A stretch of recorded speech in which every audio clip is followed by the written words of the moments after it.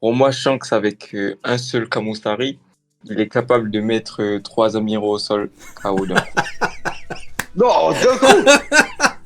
Alors Ça, frérot, Un seul. Zefal, je suis désolé, mais je crois que t'as pas compris le concept de l'émission. J'ai dit une populaire opinion, j'ai pas dit élément factuel. Là, tu donnes un fait. Donc frérot, je crois que t'as pas... On recommence, donne un autre truc. Parce que là, on peut pas ne pas être d'accord, c'est 1 + 1 = 2, frérot. Donc recommence, parce que je pense que t'as pas compris, frérot. Vas-y, frérot, je t'en prie, tu peux en donner une nouvelle. Une nouvelle impopulaire Ouais, opinion. je rigole, frérot. Je rigole. Je rigole, frérot. Du coup, je vais laisser la parole à tout le monde. Actu. Il fallait que je la fasse, et là, je suis désolé. Actu, donne-nous un petit peu ton... Dans l'absolu, s'ils sont tous alignés et qu'il arrive à leur donner un coup en mode clean, genre ils n'arrivent pas à bloquer ou à se défendre, genre un coup clean comme sur Kid, oui, il peut tous les mettre KO un coup. Maintenant, s'il y a un combat 3 amiraux contre Shanks, je pense pas que ça arriverait. Ok, ah ouais, c'est plutôt ok, donc t'es d'accord avec lui, si les 3 sont alignés, il les couche, ok, bah ok, ça marche. Bah je donnerai mon avis en dernier. Lulusia, du coup, ton avis là-dessus, si tu veux développer, dis-nous tout, hein. Je pense que 3 amiraux, c'est un peu la limite pour un empereur. Je pense que 2 c'est encore égalité, tu vois. Mais je pense que 3, non, c'est trop, tu vois. Après, la situation, on l'a pas. Enfin, c'est compliqué de. C'est une situation voilà, qui n'existe pas. Mais en 3 en un coup, c'est compliqué, tu vois, de. Enfin, en contexte et tout, je sais pas. Oh, je sais pas. Ah, c'est Ah, compliqué, tu te dans la dis, il y a un mesure monde, où- mais... Tu te dis, c'est possible, mais... Ok, ça marche. Dans la mesure Ouais. où ça peut en one shot 1, bah si les 3 ils sont alignés et que ça touche les 3 de la même façon comme ça, bah logiquement ça peut one shot Voilà. les 3. Puisqu'ils prennent juste l'attaque en fait. C'est comme s'ils étaient tout seuls en fait, puisque c'est individuellement. Ben, Alors les je 3 en même temps, rebondis, le Baj Rangun élimine les 3 amiraux d'un coup. Voilà, j'en profite pour balancer pour balancer Non, la mienne. le Bajrang Gun élimine toute la marine d'un coup. Ah ouais, ok. Oui, tout m'arrête c'est pas. c'est ça le problème, c'est qu'on peut Voilà. on peut plus rien dire parce que ça va toujours au-dessus après. Du coup, Sony, ton avis là-dessus, qu'est-ce que t'en penses que penses-tu de cette opinion, ce fait, cet élément factuel? C'est vraiment une merde, frérot. Attends 2 secondes. Ouais, je te plains. Quoi Il pleure de rire.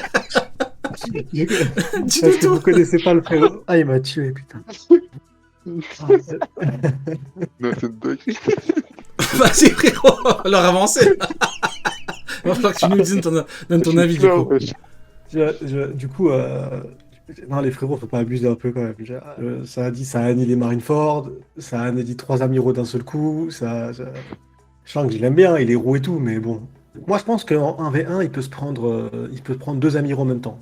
Il n'y a pas de souci. Ouais. Mais 3, les Je suis frérots, d'accord avec 3 là, c'est à mon avis. Alors, Oh bon, Il est roux et tout, mais quand même. maintenant je me permets de donner mon point de vue, parce que je suis celui qui a popularisé le 2 commandants égale un Yonko, voilà le truc qui est un petit peu parti dans tous les sens, bien évidemment, maintenant il faut tout, à chaque fois il faut développer, parce que moi c'est une formule entre guillemets que j'utilisais pour mes vidéos, uniquement pour mes vidéos à la base, pour simplifier globalement, et notamment pour théoriser ce qu'on a eu exactement avec Kidelo, globalement à ce niveau-là, même si on peut dire que c'est du top, c'est du moins top, on s'en fout. Globalement, c'est du King, hein, tu mets Kid contre King. Est-ce que Kid l'annihile? Non. Est-ce que King a de grandes chances? Oui. Donc, globalement, 2 King ont battu Big Mom, ça c'est une réalité. Donc le concept de 2 ou 3 versus 1, c'est un truc que j'aime beaucoup. Maintenant, pour moi, effectivement, 2 amiraux contre un Yonko, les deux peuvent gagner, enfin, les amiraux peuvent gagner, le Yonko peut gagner. Maintenant, vous avez compris, et vice-versa. Maintenant, pour 3, moi, là où je ne peux pas dire que c'est pas possible, qu'un Yonko ne peut pas en battre 3, c'est que je prends un principe très simple. Je prends un exemple très simple plutôt. On a eu Shanks qui a envoyé un Kamusari, il a battu Kid en 2 secondes. On a eu Luffy qui a envoyé un Wastargun sur Kizaru, qui l'a touché KO. Je me dis, imaginons qu'on ait un 3 contre 1. Il suffirait que le Yonko en question, on va dire Shanks, fonce sur un amiral et lui envoie le Kamusari. Qu'est-ce qu'on a après? On se retrouve avec un 2 contre 1. Donc de fait, eh bien, le Yonko se retrouve dans un combat où c'est plutôt équilibré, même si il y a débat, est-ce que le Yonko est un peu plus fort, beaucoup plus fort que 2? De mon point de vue, ça s'équilibre plus ou moins. Pour moi, oui, un Yonko peut battre 3 amiraux. Rien qu'en partant de cet exemple-là que j'ai donné, on a vu que un Yonko avait cette faculté à pouvoir fumer quelqu'un de très fort, même s'il est concentré devant lui. C'est-à-dire que tu prends Kid, le HDO ça existe. T'es en condition de combat, t'as l'attaqué, tu sais, normalement tu peux esquiver. C'est juste que Shanks est beaucoup trop rapide, beaucoup trop fort, son ki beaucoup trop évolué pour toi. On prend Luffy, qui avait battu Katakuri, Kaido l'a fumé avec un coup. Donc, un Yonko a cette faculté, mais ça ne veut pas dire, et voilà pourquoi je dis qu'un Yonko one-shot, entre guillemets, un commandant ou un amiral. Ce que beaucoup ne comprennent pas, c'est que c'est pas automatique. C'est pas un jeu vidéo en mode, y a pas de script, non, c'est pas comme ça que ça fonctionne quand on imagine un combat. Il peut, mais quand on voit Big Mom contre Kid et Law, bah les deux ont fait des combinaisons, plus on a un qui se téléporte, il y en a un qui utilise son magnétisme, donc c'est compliqué. Mais de mon point de vue, à partir du moment où t'as un exemple où il y a un Yonko qui peut fumer un amiral ou un équivalent rapidement. Pour moi, si dans mes 3, il peut gagner, ce qui ne veut pas dire qu'il gagnera forcément. Et peut-être même que dans un cas où il y a les 3, voilà. Mais de mon point de vue, je prends un autre exemple, tu prends Kaido, tu mets Aramaki, tu mets Fujitora, tu mets Kizaru. Et vous remarquerez que j'ai pris les 3 pires exprès. Tu mets Kaido qui fait sa forme finale, Shoryuken en mode gros truc de magma. Il leur fonce dessus. Osez me dire qu'ils ne vont pas se chier dessus. Ils vont se chier dessus. Ça, c'est une réalité. Ils sont morts. Hein. Bah oui, concrètement. Enfin, ils sont morts. Je sais pas s'ils les fument tous les 3 d'un coup. Mais dans les faits, osez me dire qu'ils ne leur chient pas dessus. Pareil pour Luffy. Luffy fait un Bajrangan, c'est la seule technique qui a pu battre Kaido de justesse. Il fait le Bajrang contre les 3. Mais soit tu fuis, soit tu te chies dessus. En fait, y a pas de monde où t'arrives, tu fonces dessus, t'arrives à... Il va faire quoi, Fujitora? Il va envoyer une météorite? Doflamingo? Le pauvre Doflamingo, quand même, c'est pas... Je parle pas de King, je parle de Doflamingo. Il a fumé sa météorite. L'eau de l'époque, il l'a fumé.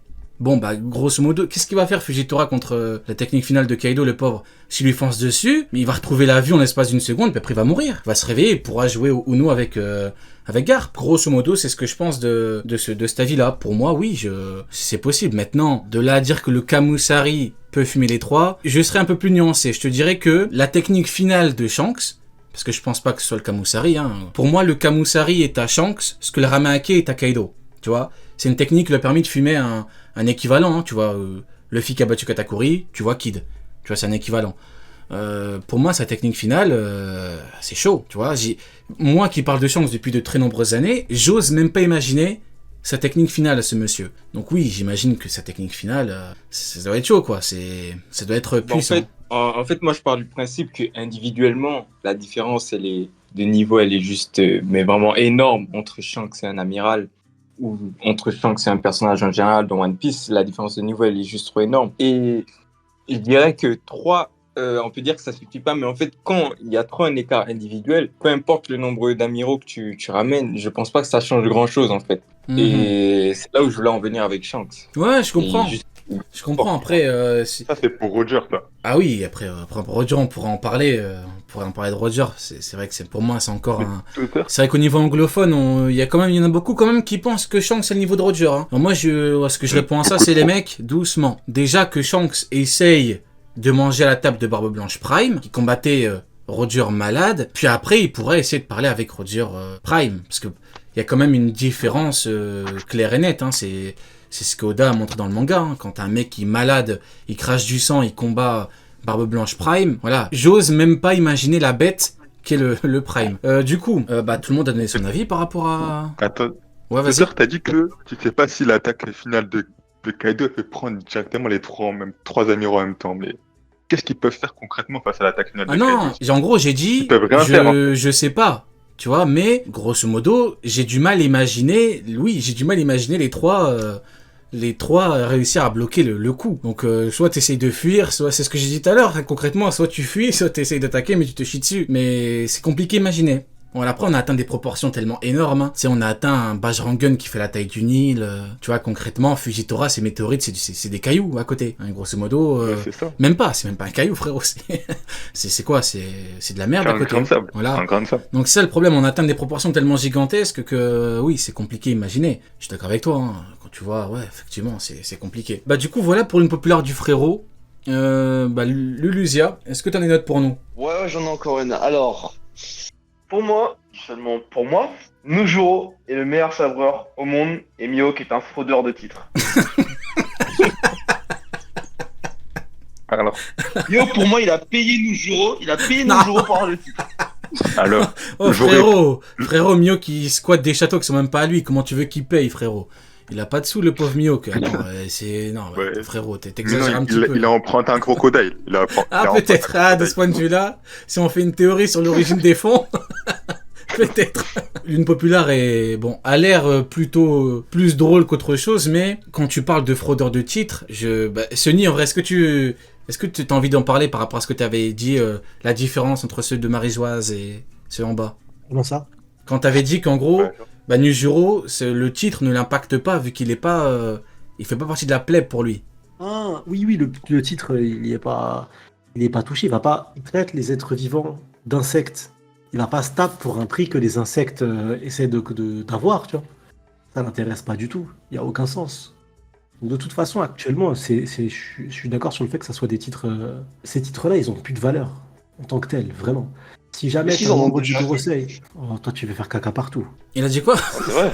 Il a dit Il quoi? a dit, mais est-ce qu'ils en ont déjà eu? Il a dit, frérot. Non, en vrai, ouais. Parce que Après, Kaido, vas-y. c'est la bête la plus forte. Genre, il y avait Shanks. Bah, Shanks, c'est pas une bête, mais vous m'avez compris. Genre, on joue sur les mots, sur les titres. Après, Barbe Blanche, t'es l'homme le plus fort du monde. je suis T'es malade, désolé. vieux. Je suis Barbe désolé. Blanche, c'est la créature la plus forte du monde.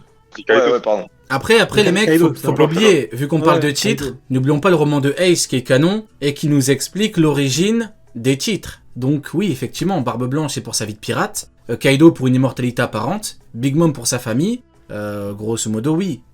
Ces titres-là, c'est compliqué de les justifier uniquement de par la puissance individuelle des uns des autres. Et on Je suis rentre d'accord. dans un moment du manga où ces titres-là, ils ont plus aucune valeur. Si un membre du Gorosei est épéiste, alors officiellement, le titre de Mihawk, il n'englobe pas les êtres les plus forts du monde. C'est genre dans une catégorie.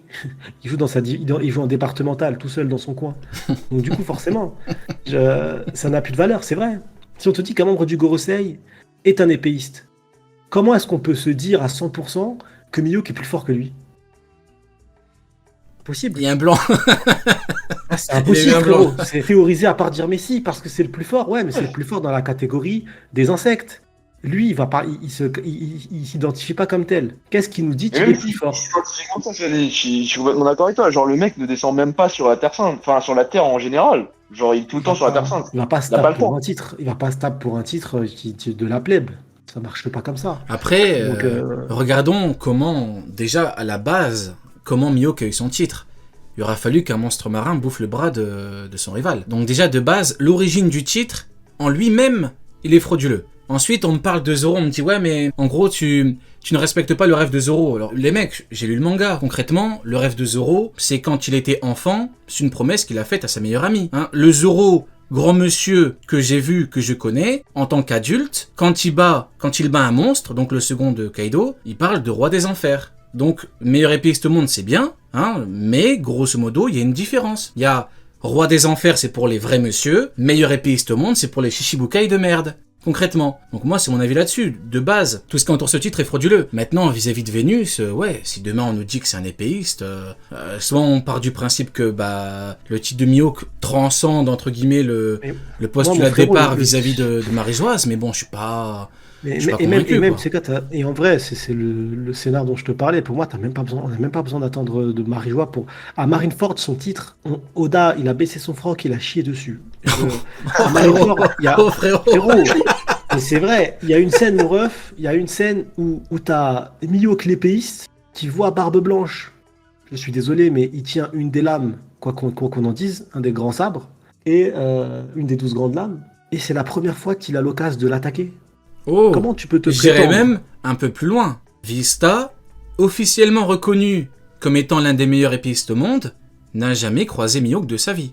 Jamais. Mieux, c'est un peu marrant. Mais, Jamais. mais tu vois, ouais, mais Il dans mon raisonnement, c'est de dire que comment est-ce que tu peux te considérer comme le meilleur épéiste du monde si t'as pas affronté les 12 hommes qui détiennent les sabres les plus forts du monde? Parce qu'ils sont pas C'est une vraie épéistes. question. Parce qu'ils sont pas C'est une épéistes. vraie question. Comme Shanks. Mais ils possèdent les 12 grandes lames. Oui. Même s'ils sont pas épéistes, si tu veux te considérer comme le sabreur ultime, va fumer tous ceux qui possèdent ces 12 grandes lames. Et là, t'auras fumé t'auras vaincu les 12 grandes lames. Après le Tu seras frérot. le- Est-ce qu'il a même affronté Rayleigh? Moi, c'est ça que je me demande aussi. Hein. Ah oui. Est-ce qu'il a même. Ah non. On sait même pas. Il sait même pas comment ça s'écrit. Non mais soyons sérieux 2 minutes. On a vu Barbe Noire, grand empereur qu'il est, devant Rayleigh. Concrètement, Rayleigh, c'est pas le genre de mec à perdre son temps à combattre avec... Même Shanks, on me dit, ouais, mais Shanks, mais concrètement, le Shanks qui calculait Mihawk en tant que grand combattant, en tant que rival, c'est le Shanks qui s'est fait bouffer un bras par un monstre marin. Ça, faut bien que tout le monde le comprenne. Il y en a beaucoup qui utilisent ça pour chier sur Shanks. Ils disent, oui, mais vous avez vu, il a peur... Mais oui, les mecs, mais vous avez du mal à comprendre, justement. C'est ça qui est fou, c'est que, à ce moment-là, Shanks égale Mihawk. Donc le Shanks qui égale Mihawk s'est fait bouffer un bras par un monstre marin. Et après le nouveau Shanks c'est plus le même. Donc si vous utilisez ça pour attaquer Shanks, mais vous chiez sur Mihawk. Et ils s'en rendent même pas compte en fait, ça qui est fou. Donc oui, concrètement le Shanks qui calculait vraiment Mihawk, c'est le Shanks faible. Je suis désolé de le dire, c'est le Shanks faible. Voilà, enfin faible, bien évidemment, toute proportion gardée, c'est pas non plus... c'est pas une gigantesque merde non plus. Mais par rapport au Shanks actuel qui arrête Marineford, qui tabasse Kid, qui met un coup d'Akidero à Aramaki, c'est pas le même, concrètement. Donc oui, c'est pas... Faut pas comparer. Maintenant, le Shanks actuel, il parle à Mihawk, voilà, c'est son pote.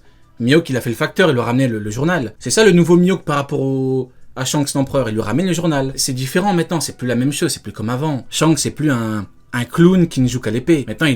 Maintenant, qu'est-ce qu'il fait? Il part parler à Barbe Blanche d'homme à homme, d'empereur à empereur. C'est ça maintenant Shanks, c'est pas un clown qui se bouffait un bras par un monstre marin, je suis désolé. Comparons ce qui est comparable. Intéressant ton point de vue par rapport au titre. Actu, t'as envie de rebondir? Je suis d'accord avec son unpopular opinion. Et d'ailleurs, je suis d'accord que Nujiro il est plus fort que Mihawk, je l'ai dit d'ailleurs. Mais pour moi, il y a Garling. Pour moi, je pense que Garling, il est au-dessus de Nujiro. Même si je l'ai beaucoup critiqué, je pense que quand même, c'est lui le meilleur combattant. C'est pas grave, tu as vu la lumière, Actu. Oui. Du gouvernement mondial, en dehors de Imu. Donc...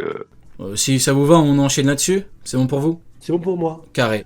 Du coup, parlons de Garling, hein, vu que Actu nous a dit que pour lui, Garling, c'est le combattant le plus fort du GM hors Imu. De mon point de vue,